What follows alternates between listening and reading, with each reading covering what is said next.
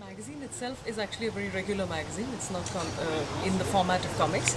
But if you're asking about the potential of the medium in general, it's powerful. It's very powerful.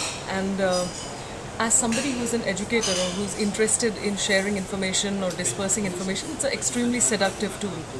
And I guess a good teacher speaks in a language that people understand at that time, at that moment in history. And it seems like this may be the good language to speak to people in the current time. So it could be used in a very powerful way. In our talk before that there is definitely a connection. In some ways you are attracted by places which reflect your persona or your aesthetic, and in other ways you contribute towards creating it. So it's you bounce off your energy into your space. If you're the kind of person that is intrigued by underbelly and dark things and grey things, that's the kind of city that you're most likely going to create around you.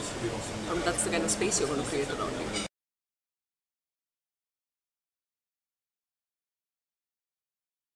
Well, there is a fundamental difference between the fiber of the stories.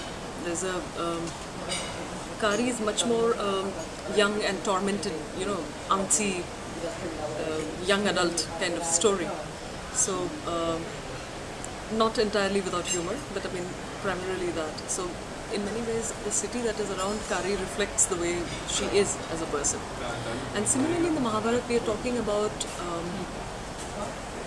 things that human beings can be, things that human beings could achieve. There's a lot of aspiration, there's a lot of aligning your energy with the correct sort of thing, or channelizing, living right, doing the right thing. It's very, shall we say, I wouldn't say utopian, because we're not really talking about physical space, we're really talking about interior landscape, what we're capable of being ourselves. So surely there's a difference in color palette, there's a difference in the kind of things that are around, because there is a reason why realm of the gods, or Devlok as we call it in Sanskrit, is described in a certain way. Why there are certain sort of things that are always there. There are always flowers, there's always water bodies, there's always trees. I mean, there's a reason. This aesthetic doesn't come out of thin air. Clearly it is this environment that's conducive for certain kinds of aspiration or thought. So that's the kind of difference that happens.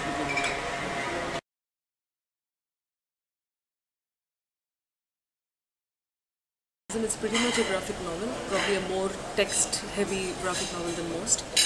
But some shorter pieces that I have done after Kari, which have appeared in magazines and such, they are much more graphic journalism. They deal with more real-world issues, things to do with, food, with sustainable living, with ecology, things like that. They're shorter pieces which deal with these things.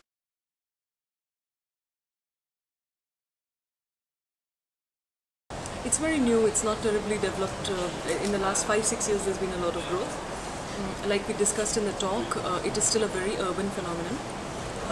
It's read mostly by English-speaking urban Indians, which is really that kind of a strata. So in the larger scheme of things, it's not incredibly important, it doesn't have that kind of a role in literature or in people's popular culture. But it's growing, and it's perhaps, if it's used properly, it can do some good things.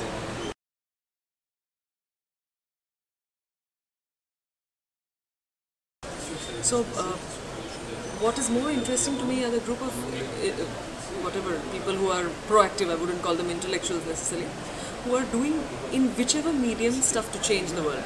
Like, I know young couples that have moved from urban jobs and are trying to promote agriculture in places where farmers have abandoned their fields.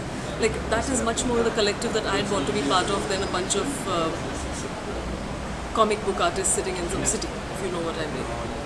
I'm much more interested in younger people who are bringing about change in whatever way they are able to. Like, I can draw, that's why this is what I'm doing. If I could have done something else, I may have happily done that. So.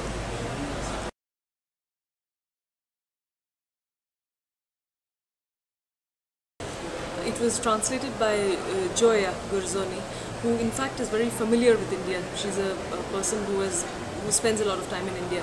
So I suspect that of the lot of people who could have done a translation, she may have probably done a good job. But since I don't speak Italian, I'd be curious to know how it compares with the original. I suspect it's okay. Okay. Also, I think Italian as a language probably has the capacity to express the same kind of. We're passionate people. Like in India, it's a certain flavor the language has, a certain playfulness, a certain, it's not overly soft. It can have an edge which is, I don't know how to quite explain it. But I suspect that Italian is able to capture the nuance.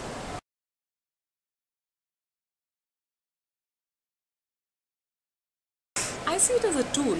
If it's used by a person with a conscience, a person who is talented, a person who's got some sort of a whose intent is in the right place, it can be used well. But I mean, a tool is not good or bad. I mean, it's who's holding it. You put a knife in the hand of person who has no idea what to do with it. It's just a object that can be randomly used.